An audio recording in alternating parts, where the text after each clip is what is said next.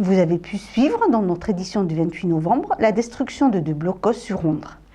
Cette destruction, suivie d'une opération de couverture avec des branchages pour protéger la dune, a été menée à bien. Mardi, toujours dans le cadre du plan plage, une autre phase de travaux a été entamée, les plantations dunaires. Travaux auxquels ont été associés plusieurs classes de primaire. Regardez. Près de 50 élèves de CP, encadrés par des agents de l'Office national des forêts, ont planté sur des secteurs très abîmés par les tempêtes successives, du Chiendent des Sables et de l'Armoise, afin de retenir et piéger le sable. Alors tu le mets bien dedans. Donc la plante, c'est quoi déjà le nom? Allez, le chien des sables. Le Chiendent des Sables. L'agroupiron, le Chiendent, on l'a placé très près de la mer parce que c'est une herbe qui adore le sable régulièrement. Donc il lui en faut régulièrement dessus.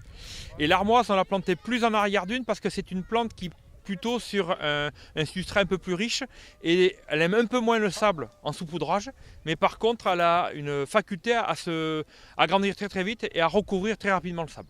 Chacune a sa fonction. L'agroupiron bloque le sable devant et l'armoise, elle, va finir de piéger le peu de saupoudrage qui va rester en arrière d'une et de stabiliser la dune.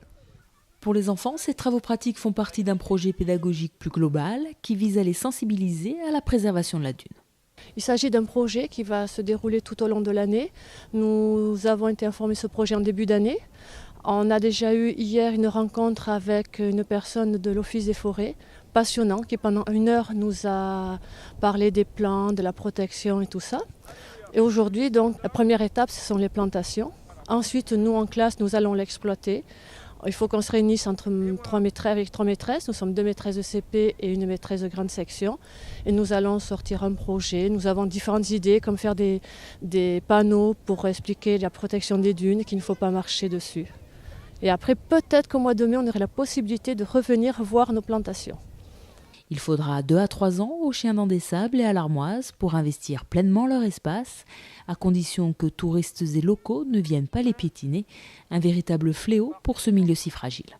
Même quand il y a des barrières, les barrières sont cassées, effectivement, c'est ça qui fait le plus de mal à la dune. C'est un milieu tellement naturel, ils ont l'impression que ça leur appartient en fait, que tout le monde peut s'y promener, et, que c'est fait pour tout le monde. Donc ils ne voient pas l'intérêt de ne pas marcher sur la dune.